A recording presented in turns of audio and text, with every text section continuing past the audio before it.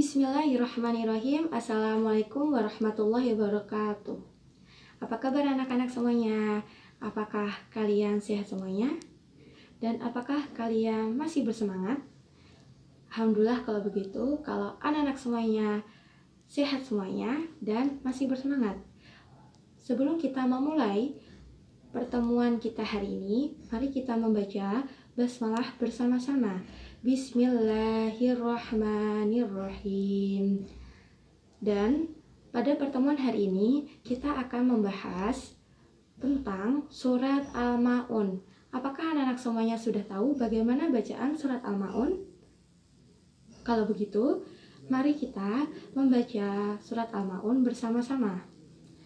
Bismillahirrahmanirrahim.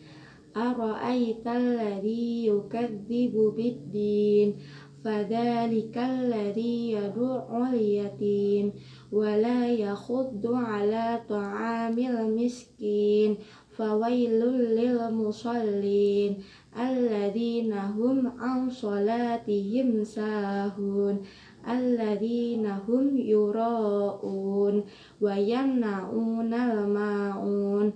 Shadaqallahul adzim, yang artinya Bismillahirrahmanirrahim, dengan menyebut nama Allah yang Maha Pengasih lagi Maha Penyayang.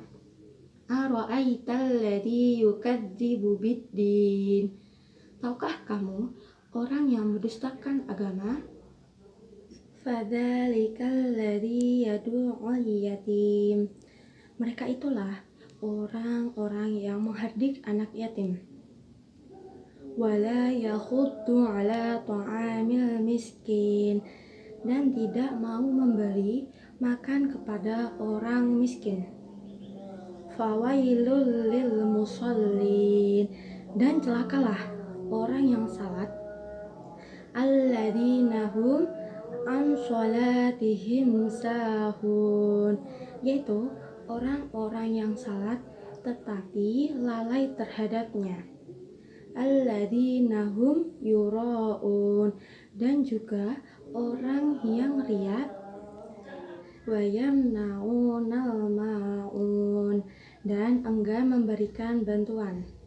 Jadi makna yang terkandung dalam surat Al-Ma'un ini mengajarkan kita agar tidak menjadi orang yang mendustakan agama Allah. Apa saja sih yang bisa mendustakan agama? Yang pertama, menghardik anak yatim. Jadi kita semua tidak boleh menghardik anak yatim dalam bentuk menghina, membuli, mengejek, apapun itu. Jadi kita harus menyayangi anak yatim dengan memberikan kasih sayang sepenuhnya. Dan yang kedua adalah tidak mau memberikan orang miskin makanan. Misalnya ada orang miskin yang meminta kita untuk memberikan makanan ataupun minuman. Sebisa kita, semampu kita, berikanlah mereka. Entah dalam bentuk kecil, misalnya kalian punya air putih aja, ataupun tempe, telur, berikan saja, tidak apa-apa. Kenapa? Karena dalam bentuk hal kecil akan memberikan suatu hal besar. Dan bagi orang miskin tersebut juga adalah hal yang sangat begitu berharga, karena kita telah membantu untuk kelangsungan hidupnya. Dan yang ketiga adalah orang yang sholat tetapi lalai terhadap kewajiban sholatnya. Jadi jangan sampai kita lalai terhadap kewajiban kita untuk sholat 5 waktu. Karena jika kita sampai lalai karena misalnya kalian punya kesibukan main terus kalian tuh lupa sama sholat, itu adalah bisa menjadikan ciri-ciri orang yang mendustakan agama Allah. Jadi jangan sampai kita lalai terhadap sholat, karena Allah yang memberikan kita kekuatan untuk bisa hidup sampai detik ini, saat ini. Maka dari itu jangan sampai kita melupakan kewajiban kita sebagai makhluk hamba Allah, yaitu sholat 5 waktu. Kemudian orang riya. Riya itu apa sih Bu Guru?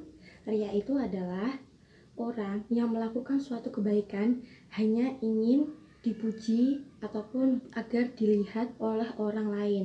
Jadi kalau kalian ingin melakukan suatu hal kebaikan, membantu temannya yang jatuh, ataupun melakukan hal kebaikan lainnya, jangan sampai semata-mata agar ingin dilihat oleh orang lain ataupun ingin dipuji oleh orang lain. Usahakan kalian membantu teman kalian, membantu orang lain itu karena niatnya lillah, karena Allah.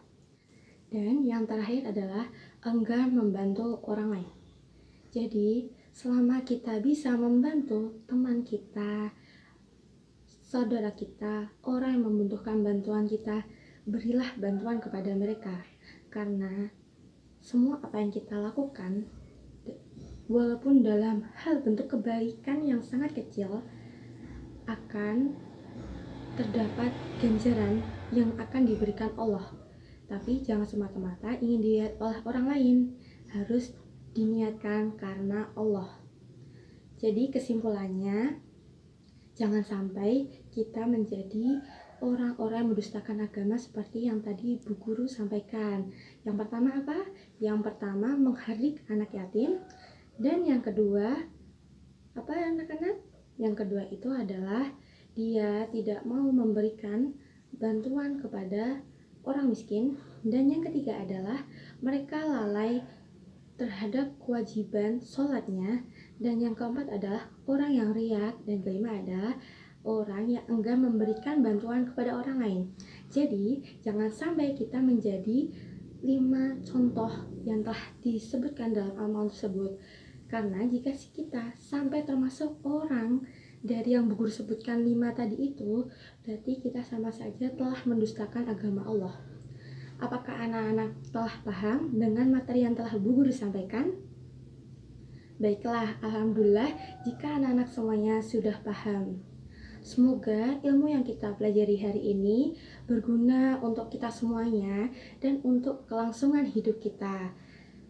Cukup sekian dari Bu Guru. Mohon maaf jika ada salah kata dan kelakuan dari Bu Guru. Akhirul kalam. Wassalamualaikum warahmatullahi wabarakatuh.